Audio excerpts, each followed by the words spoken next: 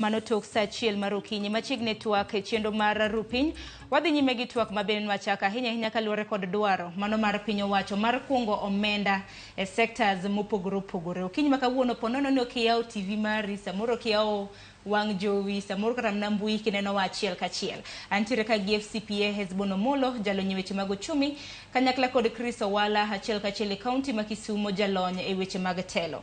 Nwatieke ka bende wadwaro wacho weche motenre kod osuru mabende oganda ma pachoka osebedo ka choko, to kata mana kamano pok gisebedo kata mana ka giwinjo yot mano motenre kod dongruoge mopogore opogore. Chris Owala akili twak ang'eni Hezbono Molo oselose mathoth ahinya nyaka luwore kod dwaro mar choko osuru kanyakla kod midhiero madibed ni piny owacho yudo mano mar chwalo omenda kaluwore mano mar chwalo dongruok kaluwore kod omenda mabende osebed kitiyo godo. Waloso na kotenre kod osuru wang'eni osuru mathoth osebed kijuogo. Erokamano Saron, adwaro kete dwanda matini wacha hola. Ing'eyo no hola kinde ka kinde ok en gima rach. Hola rach mana ka gimitiyo kode ok ochomo kuro. Iyudo ka pesa miholo soko dhi projects moko ma waluongo no gikone en budgeted corruption.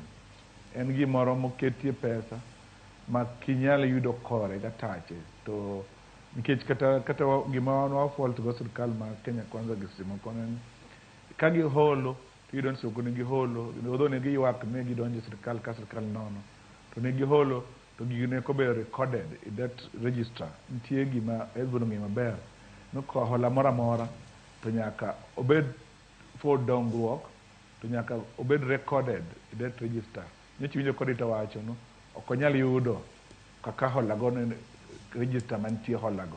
Koro ka ohol pes to kobedo recorded onge kaka nyalo yudo tiende kitimo auditing. Nyiso ni pesa no ok okonyo oganda. Koro kata ka ji hole gichule to kochule iyo makare. And hola ne bende ema miyo osuru dhi malo. Nikech sama sirkal ni gowi to the first charge en gowi no. Ka pesa chopo to ichulo gowino yaketimo gik machielo. Koro hola non tie kaka omiyo osuru dhi malo. And kendo omiyo gik moko kata bech mafuta gi kokwa holo makare nyakwa hol mondo nyakwa choko osuru to osuru ni ne adiere mona dhi piny moro luongo ni Stockholm, Sweden. Iyudo ka chulo osuru gima ber ahinya kono nikech ikichulo osuru to make sure pi mimodho en pi ma kata president modhi tap ok en pi ma ng'ato nigo to. Koro Kenya ka yudo kada kidi chiemi imagawa to pi mimodho ok en pi morango kuro. Nito no hola ni pesi cha osuru michoko cha ok otiyo makare madimidi mi pi maber mondi modh makumi dhi bedo matuo.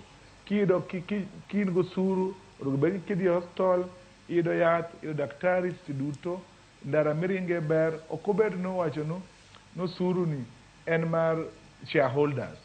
Kirango kaka da nyocha ondiki ji madhi choko osuru e KRA to yudon kabila moko ema koro odonjo kanyo kendo ema ng'eng moloyo ji Kenya duto. Koro wawaro to Kenya ni ka jo duto wachoko osuru mondo wayud go services to koro en osuru michoke no kabila moko ariyo achiel ema koro ichulo go msara to jomoko to kogi akoa. Koro gino kelo ng'weki nikech kwachulo osuru to onego bed ni sirkal miwa services to koro bed wachoko osuru no en osuru machoko kuoma to kochopo service to koro en ng'ato machielo ema yudo. Koro osuru mwachoko Kenya ka tax mwa regime marwa ok osebedo giluongo ni progressive. Osebedo ka ng'ama odhier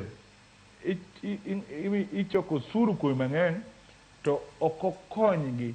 Iyudo ka pesa michoko kuom ng'ama odhier konyo mana ng'ama omew. For example, kikawo NHIF ma waduto ng'eny ji chulo ng'eny ji kata ng'ama odhier.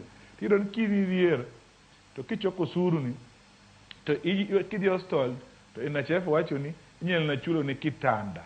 To kidhi civil servant ma middle class go tinyalo miye comprehensive treatment e Aga Khan to pogruok mari kode ok duong' ahinya. Koro gini kelo okel equity, okelo discrimination, to osuru okonego bed ni konyo ng'ama piny be idho malo, okonego bed ni sami choke omi ng'ama piny dhi piny zaidi.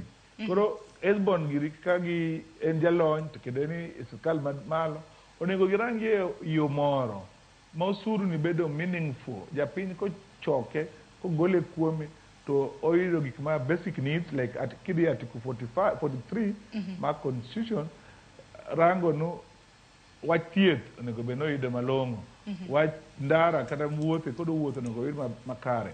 But nitie kuonde moko ma wach osuru ni odhi bedo kata gimiluongo ni double taxation or multiple, nikech kirango kata kama Esbon ae Homa Bay tiyudo no ki iriembo go pikipiki ndara isochulo mafuta osuru, to ki sirkal maloch gwenge botweni tol kendi ndara, koro ichulo koni to kendo ichulo koni, koro miyo ji bedo ma angry. Ng'eni ng'ama kech kayo iye wang' piyo.